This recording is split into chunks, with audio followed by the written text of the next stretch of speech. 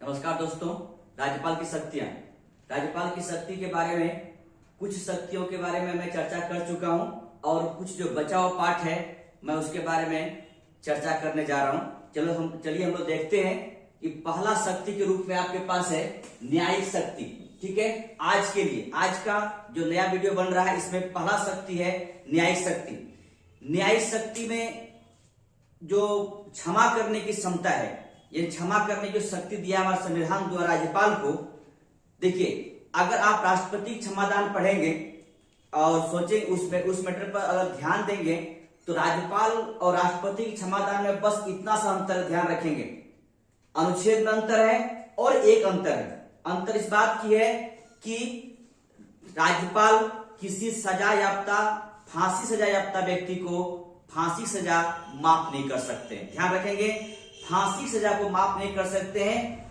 बाकी रेस्ट जो बचेगा, बाकी जितने भी बचा हुआ रेस्ट पार्ट है उस सब का सब दोनों में समान है, राज्यपाल और राष्ट्रपति में समान। ठीक है, तो चलिए मैं यहां पर देखता हूं क्या है कि अनुच्छेद 161 यानी 161 के तहत में फांसी की सजा को राज्यपाल माफ नहीं कर सकता। ध्यान रखेंगे, फांसी सजा को माफ नहीं कर सकते हैं। बाकी प्रविलंबन, परिहार, विराम और लघुकरण ये सारा कुछ राज्यपाल के शक्ति में, न्यायिक शक्ति में भी उसके अंदर आता भी है। ठीक है, तो ध्यान रखेंगे दोस्तों, याद रखें इस बात को लेकर कि मैंने पहले भी इस मैटर पर वीडियो बना चुका हूं, खासकर राष्ट्रपति के क्षमादान पर।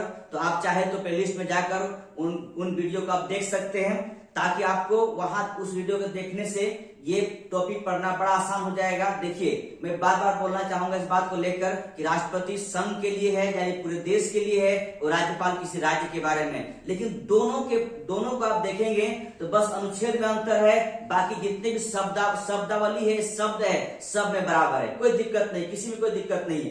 लेकिन बस अनुच्छेद और एक राज्य के लिए है, वो पूरे देश के लिए, बस इतना सा याद रखेंगे। तो क्षमादान में अनुच्छेद 161 के तहत में क्षमादान यहाँ पर राज्यपाल का है और राष्ट्रपति क्षमादान की जहां पर बात किया जाए तो वो उसके लिए 72 है।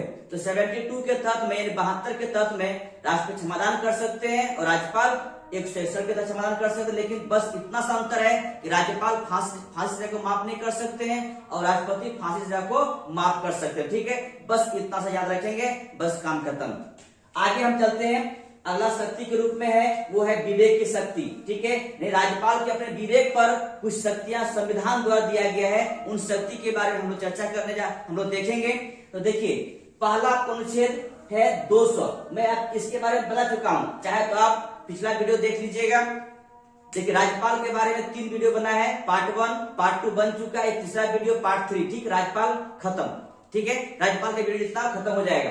तो 200 के तहत में, अनुच्छेद 200 के तहत में यह कहा गया है कि राज्यपाल किसी विधेयक को, संविधान पूर्णतः यहाँ पर स्पष्ट नहीं किया गया है संविधान द्वारा, तो किसी विधेयक को अगर राज्यपाल को ऐसा लगे कि राष्ट्रपति को सुरक्षित किया जा सके तो वो विधेयक को सुरक्षित रखेंगे और राष्ट्रपति के पास वो भेज देंगे। ठीक है, अनुच्छेद 200 के तहत में। लेकिन एक बात और ध्यान रखेंगे कि अगर हाईकोर्ट की शक्ति के बारे में कम करने कोई विधेयक ऐसा आया है विधानसभा में तो वो श्योर अब रखेंगे और उसे राष्ट्रपति के पास भेज दिया जाएगा। ठीक है, तो ध्यान रखें इस बात को लेकर।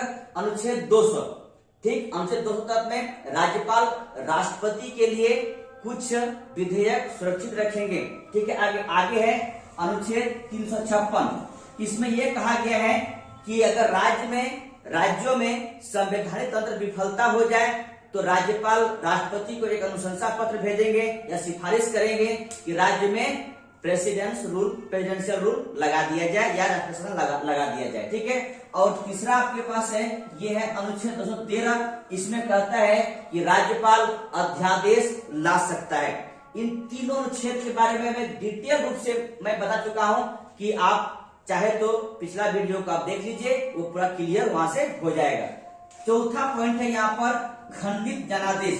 अगर ऐसा कोई जनादेश आए, यानी अगर आम चुनाव के बाद किसी पार्टी को बहुमत यानी जादुई आंकड़ा पास ना कर पाए, पूर्ण बहुमत ना आए और उसमें खंडित जनादेश आ जाए तो यहाँ पर राज्यपाल पे विवेक पे होता है कि मुख्यमंत्री का शपथ किसे दिलाएंगे, किस पार्टी को निमंत्रण देंगे, और वो जो पार्टी को निमंत्रण देंगे उस पार्टी के नेता को मुख्यमंत्री शपथ दिलवाएंगे और मुख्यमंत्री कहेंगे कि आप फलना इतना दिन में आप बहुमत सिद्ध करके मुझे दिखाइए विधानसभा के फ्लोर पर। ठीक है, तो ये चीजें हैं।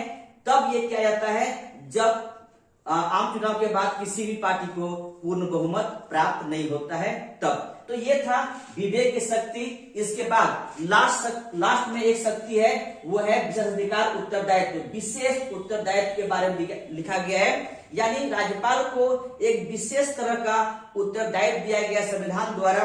क्या क्या दिया हुआ उनको देखिए, आप गौर से देखेंगे। अनुच्छेद है 371 का 2, यहां पर कहता है कि महाराष्ट्र और गुजरात के कुछ क्षेत्र, जिसे महाराष्ट्र का 2 क्षेत्र है, एक विदर्भ और दूसरा मराठवाड़ा, ठीक है, और गुजरात का 2 क्षेत्र है, एक सौराष्ट्र और दूसरा कच्छ। देखिए इन चारों क्षेत्रों का विकास करने के लिए राज्यपाल एक विकास बोर्ड का स्थापना करेगा। ठीक है, राज्यपाल एक विकास बोर्ड का स्थापना करेगा गुजरात और महाराष्ट्र के कुछ क्षेत्रों में, खासकर विदर्भ, मराठवाड़ा, सौराष्ट्र और कच्छ को विकास करने के लिए एक विकास बोर्ड का स्थापना करेगा। अनुच्छेद 371 का 2 में कहता है। अगला अनुच्छेद है 371 का क।